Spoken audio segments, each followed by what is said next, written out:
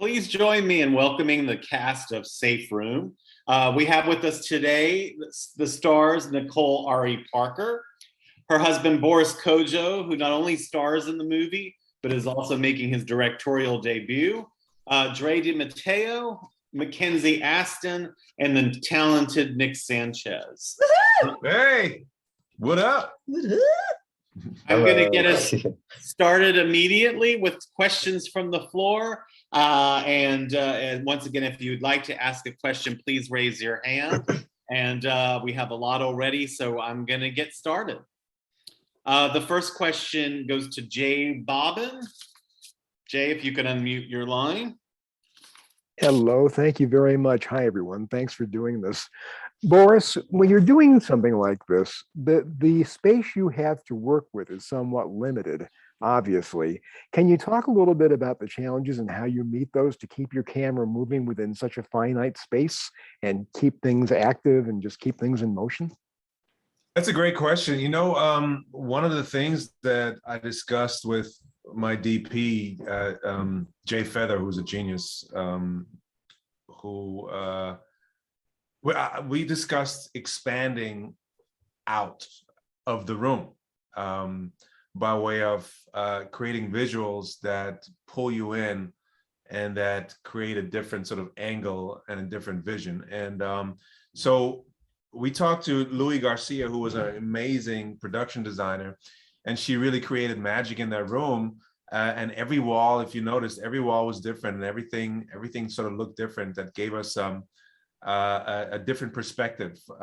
When the camera was where the front door was and looked into the room, there was an amazing wallpaper. I don't know if you remember, that sort of took us out of the room into like into nature. But it was definitely at the forefront of my mind because I didn't want the audience to feel like we were constricted and then it turned into sort of like a boring thing every time they entered the space. Thank you. Our next question goes to Rick Bentley. Thank you very much. And Nicole, I have to imagine that the easiest part of doing this role was the motherly instinct to protect. Could you just talk about, was that set, then you just had to work on all the other aspects? Well, when I met Nik Sanchez, it was very easy to love him and want to protect him. So yes, I am a mom, but also that does not always translate, when the movie's cast. But Nik was so generous with me because when you're playing a parent,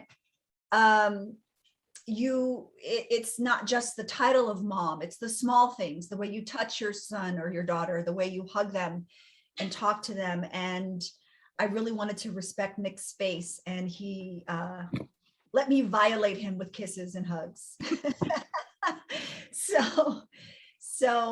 Yeah, it was a wonderful experience to work with such a talented young actor playing my son. If I can quickly ask Nik to respond. Yeah. How was it working with Nicole? Well, she was amazing. She felt like a real mom to me. And, both Boris and Nicole knew that this was going to be like their first movie project. So like they made sure, like before we had lunch together, and like they made sure that I felt comfortable. I knew what was going on. And immediately I already like knew that me and Nicole were going to get along. And it really felt like I had two moms on set because like, yeah, they were just amazing. And you and Nicole was amazing. Thank you. Yeah. Shout out to your mom, Naomi, who's incredible. Also very kind and patient with me because, part of revealing a relationship is what happens in private. And between a mother and a son or a mother and a daughter, how do you really be there for your kid in crisis? And then in the confines of shooting it, like what is the aspect that we can show in this moment? And Naomi, Nik's mom, said, these are the kind of things I do when I'm at home with Nik and Demaya. And this is how I solve a crisis. And so I'm really grateful for her presence on set. Thank you, Rick. The next question goes to Suzanne with TV Meg.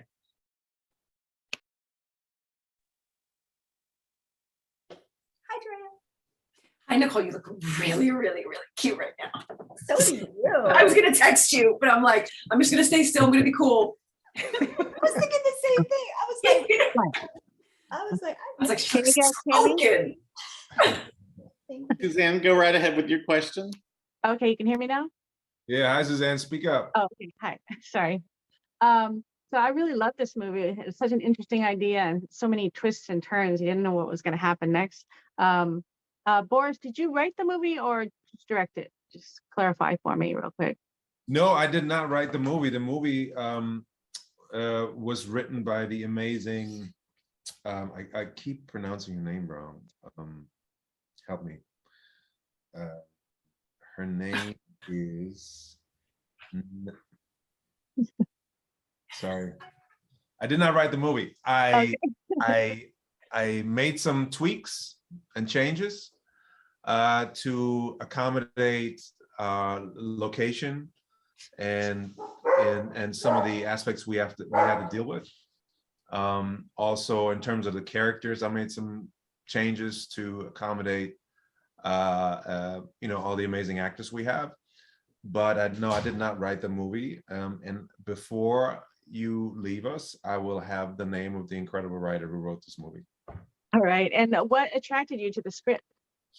The mother-son relationship is what attracted me to the script. Obviously, there are circumstances that are high stakes and dangerous and suspenseful, which lend itself to heighten the stakes to the point where it's life or death. But to me, at the core was the mother and son relationship, because when you have a child on the spectrum, as a parent, you constantly put out fires. You deal with and you manage your child. And there's a whole lot of things we project on our children. But throughout the movie, the relationship between the mother and the son changes, and she really sees him in a different light because he steps up and at the end, I can't give it away, but Right. really comes into his own. Yes, thank you so much. And her name is Neka, by the way. Neka. How do you pronounce it? Gersteel? I think it's gift steal. Neka Gersteel. Thank you so much. Thank you, Suzanne. EKA. And then EKA, Neka. Watch you be like, my name is Nika Gastile. This is my favorite conversation. The next question goes to the Hollywood Times. If you could unmute your mic. Hello, good morning. I have a question for Boris, and then I have a follow-up for Nicole. How was it stepping in behind the camera and directing the film? Did you find it challenging to direct and star in the film? Yeah. Thanks for the question. Actually, that was not the most challenging part. The most California AC and heating. Hello? That's the number. Okay. That's not me talking. Oh, really? Yeah, I can hear you. The most challenging part for me was to get all my ideas and my vision into this very sort of constrained schedule. We didn't have a lot of time, and it made it very challenging for me, and I had to be very creative Very quickly. with Jay Feather, my DP. We had to figure out ways to tell the story and to respect my vision while not going, over budget. That was the most challenging part to me. You were also really nervous to meet Drea. Yes, I was very nervous to meet Drea. Because she's the bomb. That was the second most challenging part of shooting. Oh, I'm so scary. We did not know how sweet and kind and shy and delicate she was. She has this massive presence and persona. She's a delicate flower. She's totally a delicate flower. On a summer meadow somewhere in the Black Forest. I had no idea. The eyebrows, the mean eyebrows. But we had a lot of challenges. We had flooding on the set. We had an active shooter in the neighborhood who made it really hard for us to We continue. had the cicadas, the 17-year Cicadas Yeah. came and descended right down on the us. house with the sound department, and we can't shoot anything. And we had a camera truck stolen. So Well, just the entire truck wasn't sold, just the cameras in the camera truck. in the camera truck. Yeah. Yeah. So a lot of challenges, but with these beautiful people here that you see, and the quarterback next to me, I was able to pull through Jay Feather, the DP, obviously Dominic Towson, our producer, and we got it done. Nicole, you've seamlessly shared the screen with Boris over a decade. But was it easy taking direction from him because he is your real husband? And do you feel like he made it a point to try and exceed your expectations? Well, I think that we have such a great rapport back and forth because we did meet on Soul Food 20 years ago in a TV setting, so we know how a set runs. My first impulse was to collaborate.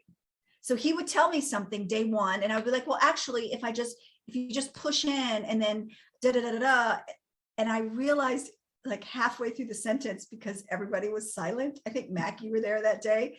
In that moment, I was like, we've got one take and we have to do it in 4 minutes. Okay. And he is the captain of this ship, and I have to just let him do it. So I pushed back like day one, scene one. Yeah. And then after that, I just did what he said. Well, she realized that there's a lot of preparation went into setting up these shots, and Yes.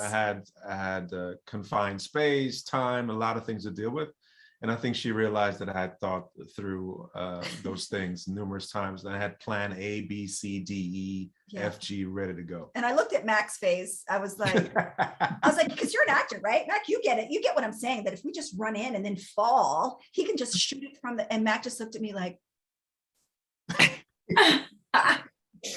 Gotta make this day. Gotta make this day. He played the fifth. He was hiding behind his mask.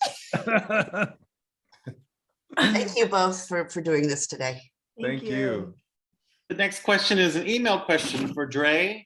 Drea, you have a huge fan following from The Sopranos, and in this movie you play the villain Rocco, who's also a tough talking type. Did you like playing Rocco? I really, really did. I think, well, this has been the month of me playing psychopaths. This was the beginning of it. So I'm used to playing a victim. So it was nice to victimize somebody else. There's a real freedom that comes with being a psychopath. You're just not careful about anything. Nothing is calculated. Everything is just, it just all hangs out. So yes, I really enjoyed being able to be this awful human being. There's no redeeming qualities here. Thank you, Drea. The next question is from Karen Moole. Karen, if you can mute your mic. Hi, everybody. Hi from Baltimore. I'm calling you from my place in Baltimore.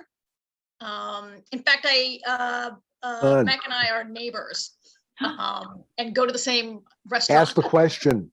Wow. When I read about this movie, I thought Drea de Matteo and Mackenzie Astin as the heavies. That's a little unexpected.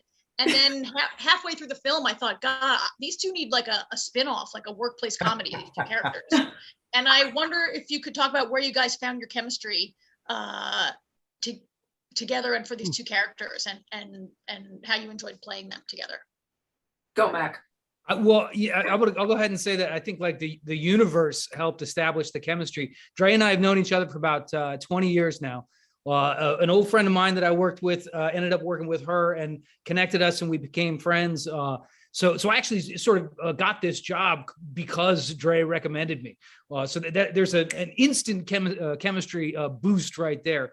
But we've known each other 20 some odd years now. So that stuff's sort of already in there, which is great actually. And the opportunity to work together after being friends for so long absolutely destroyed our friendship.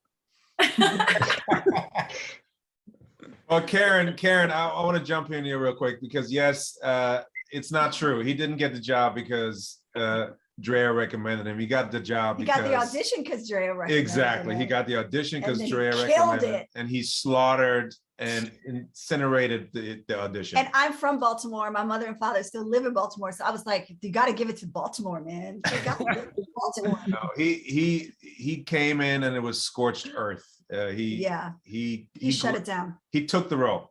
Well, a lot of stuff conspired to make it all come together, for which I'm super grateful. You know, because it's not that often that a job comes to town, and he was good to get on board.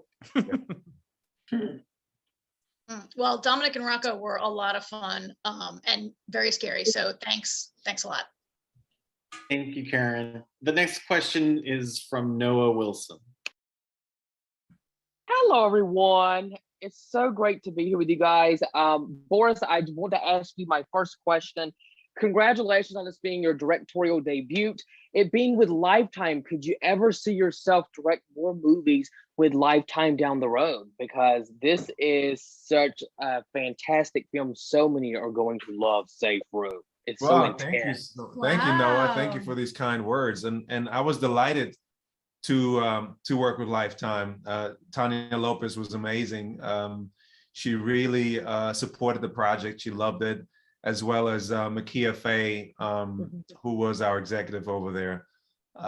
You know, it was a delight. I'm forever grateful for them thinking about me for this movie, and hopefully, yes, absolutely, I'd love to do more work with them. Now, how was it like to not only direct, but star in the movie with your wife and get to work together as partners on this? Because you don't see a lot of Hollywood stars get to work with their husband or wife in a movie. So how was that like? That's true. Like my wife said earlier, you know, we met on a set. So we were very much accustomed to the environment of, you know, of a professional setting. And we thrive in that setting. And so working with her again was a dream because first of all, she makes me better. And she is, you know, she was the top dog, and her energy and her professionalism sort of transcended the whole set. Everybody had to step it up a notch when she stepped on set. And I love to see that. And you know, I'm forever grateful for these people here on our Zoom. You know, they really came to play. Which I loved. All I had to do was really set the stage and then get out the way. They were all phenomenal. I think Nick kind of stepped up everyone's game. Yeah, definitely. Yeah. Nick's energy. He was like, that's not your line. Yeah, he was very specific about everybody's lines. Thank you. Now, you guys, I want to ask the rest of the cast that are on the Zoom chat, how was it like to take direction from Boris? Did you guys think he nailed down his first directorial debut? No pressure. Yeah. Oh yeah. 100%. Yeah. I don't want to take up too much space in this, but I definitely talk too much. But like this guy, I don't know.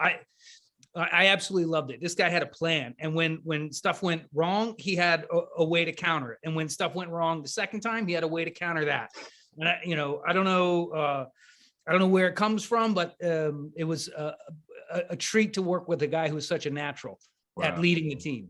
Thank you. Yeah, I mean, I've been on too many film sets, TV sets for sure. And I thought that Boris seemed like he had been doing this longer than all of the seasoned directors I've ever worked with. Oh my God. And I knew like, it was funny when you were talking about Nicole, like, well, I want to do it like this. And I was just like, nah, I'm just going to park and bark. I'm going to do whatever he says to do. Park and bark. Here I go. I'll make anything fit into a tiny space. So it was easy. It was, you really are awesome, Boris. Thank you so much. You really are. Like, there's a confidence that you have. It's like, and it just, there was no question. Okay, if he says do this, then I'm going to do this. Okay. Thank you all. I'm sorry, we have to move on to our next question because we just have a few more minutes left and trying to get through as many as possible. But thank you, Noah, and thank you to the cast. The next question is for Starry Constellation Mag. Wow.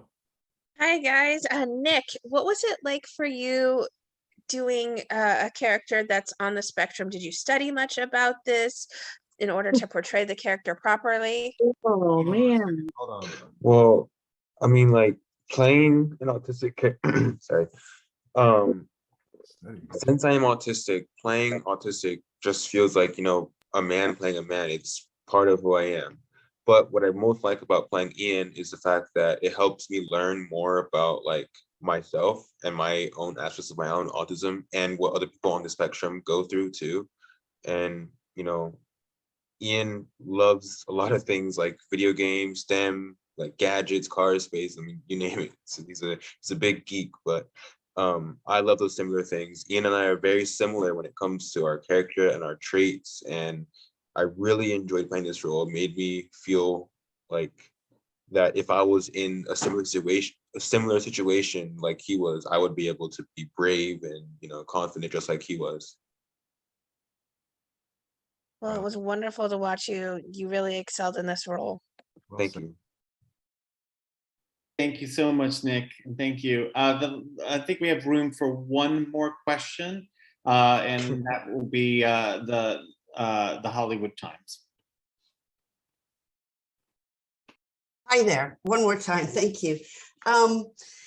Do any of the writers or actors have experience dealing with children on the autistic spectrum? And how did you all ensure the authenticity of Ian's character? Well, first of all, we did a lot of research and partnered with organizations who support children and young adults on the spectrum. We wanted to make sure, again, that this comes across with full authenticity and truth. And that's why I fought to hire an actor who was on the spectrum. And Nick, he superseded any expectations that I had going into this project. And I was so delighted and grateful to have him on board.